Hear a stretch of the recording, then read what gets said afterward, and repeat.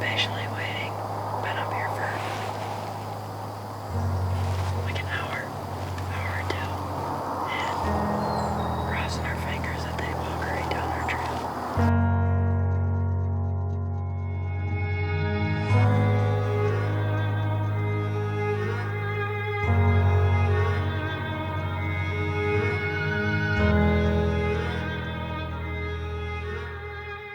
Front one. Front one.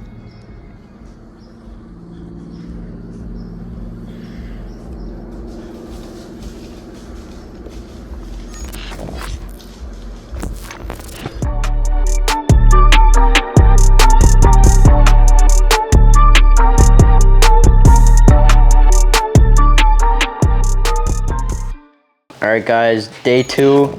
About a week later, we're just getting ready to get up in the saddles, and we're feeling really good today. We'll show you the setup once we're up there, but gear's dialed. We already got the stand up this time, so we're not gonna rush to get in them. So we're feeling good, and our fingers are crossed. So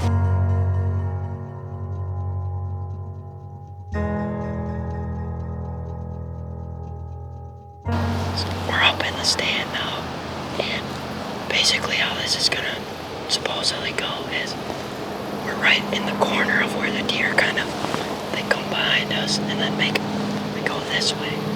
So we're hoping they come right here, boom, they're done. They make their way to the garden, so if this doesn't go good, we could maybe hunt the garden, which feels a little rough, but where everything is perfect and lined up. And besides the wind, we got a southeast wind right now, which is not ideal, but we're so high up it shouldn't matter.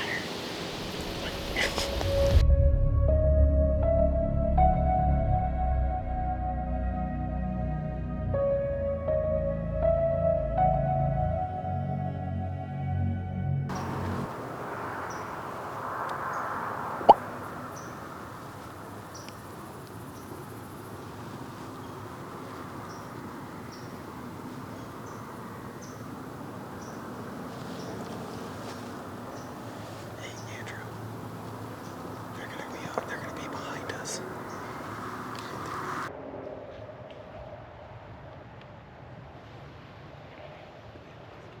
I can't shoot. Come back, let's get back. Come on. I can't shoot that way. Don't move.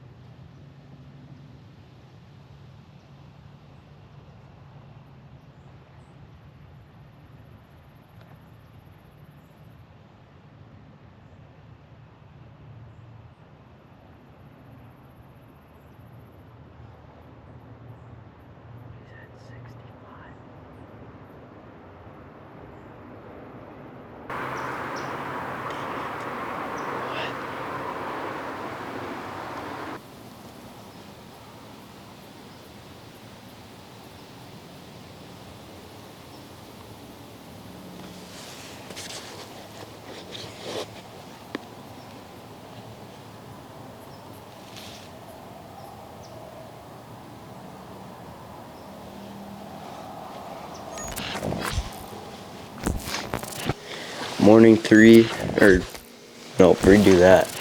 Day 3, that's the next morning after last night's hunt, and we're gonna try something new. Go out in this little Amish blind out there, and don't know what's gonna happen, but fingers crossed again.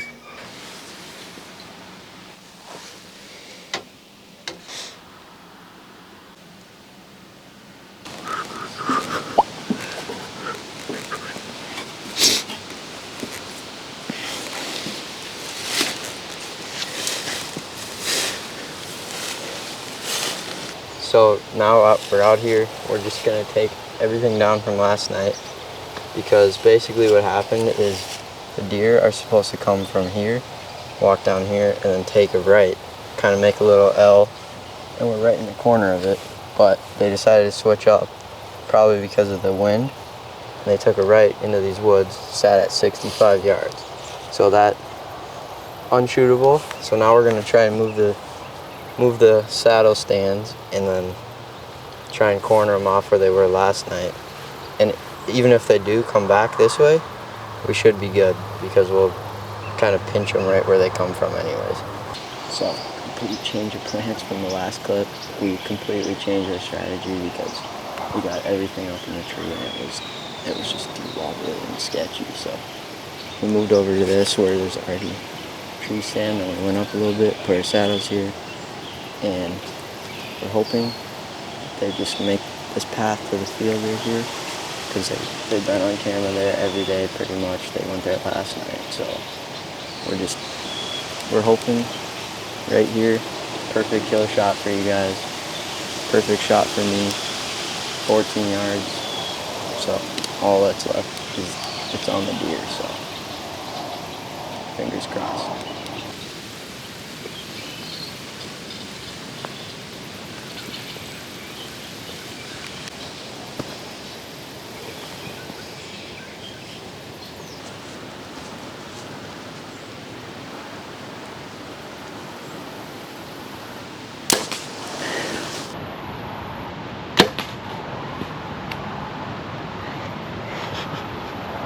That was so hard.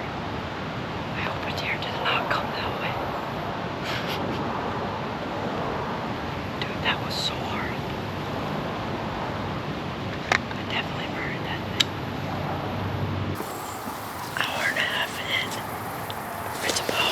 It is 5:45, so we're getting close to go time for when the deer should be coming. Or maybe just a lone doe, that's what we're hoping for. But we just shot a squirrel, little black squirrel. I've always wanted to do that, black and white, that's my goal. But yeah, we got a good video of it too, so I'll put that in there. But once again, say it enough, fingers crossed, they just walk out. It should be set up so right.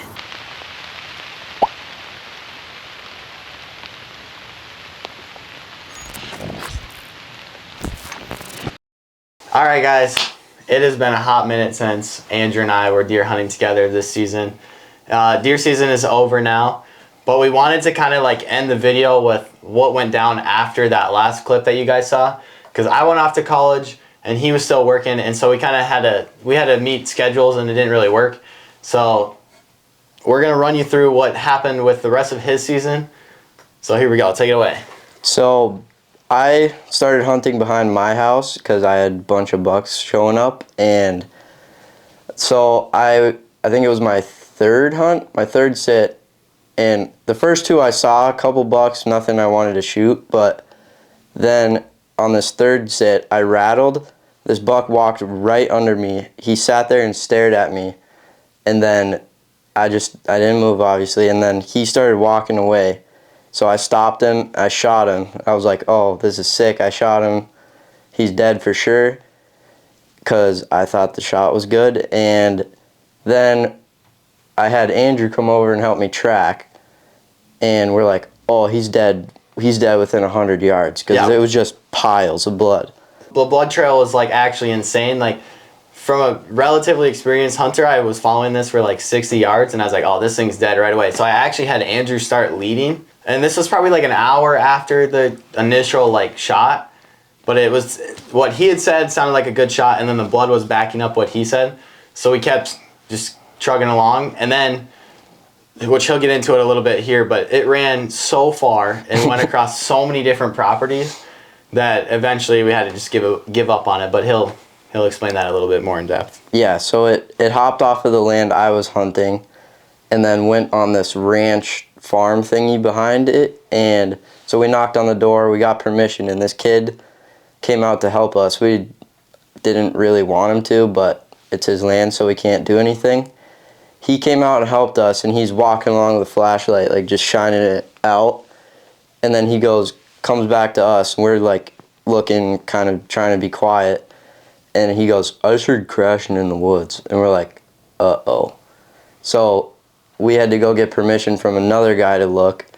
We found a nice little pile of blood. It wasn't like a bed or anything, but that's where we ended the day, because we were like, this deer got bumped. We let it sit overnight, So I was planning to go back to that farm the next morning.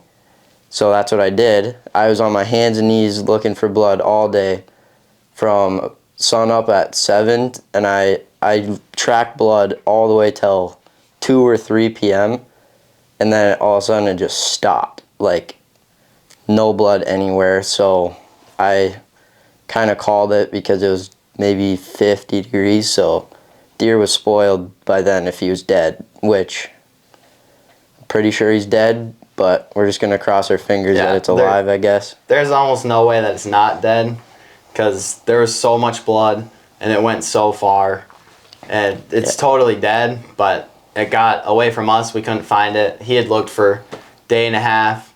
I was there for a night and then had to go back to school, and so we kind of gave up on this. But then this is where the story keeps going a little bit better in his favor, where he sees another buck on camera after giving up and calling it quits on the other one. So yeah, so I gave up on that one, which that one hurt, but then I got pictures of a big buck, like way bigger than the one I shot, and so I was like, got my hopes back up, and I switched all my efforts to this. I moved cameras, moved my stand, I just got ready to hunt this buck, and I think I hunted him 2 times, and a guy that helped me track the deer that I shot sent me a text. He's like, hey, one of my buddy's kids just shot this deer over on this greenhouse that's by us. And I was like, it was him. It was this big curved tine that made it obvious it was him, and that is where I kind of gave up. And that's kind of right where the rut like stopped. It just stopped there. Nothing on camera besides like it was this group of a doe, 2 does and a fawn. That's what was there, and for the rest of the season, that's all I saw. So that's kind of where my season ended. yeah, so then after that, like, we kind of both didn't really do much hunting anymore that season. It kind of gets, here in Minnesota, it gets really cold, and sometimes it's not very fun to hunt in the cold because it's just way too cold. Every deer can see you in the woods. All the leaves are gone. Every time you move, every deer knows you're there. So it's kind of a time of the year where you just don't hunt as much anymore. But I happened to still shoot a doe this year, which I'll put up a picture. It was limping real bad in the backyard, and it was like a week before season ended, so I figured I better go put it out of its misery. So I'll throw that picture up there. But that's kind of where our season ended this year. We'll catch you guys next year. Hopefully we'll get a kill shot on camera, unlike this year. This year we were close, but we couldn't quite get it done. So see you guys next year.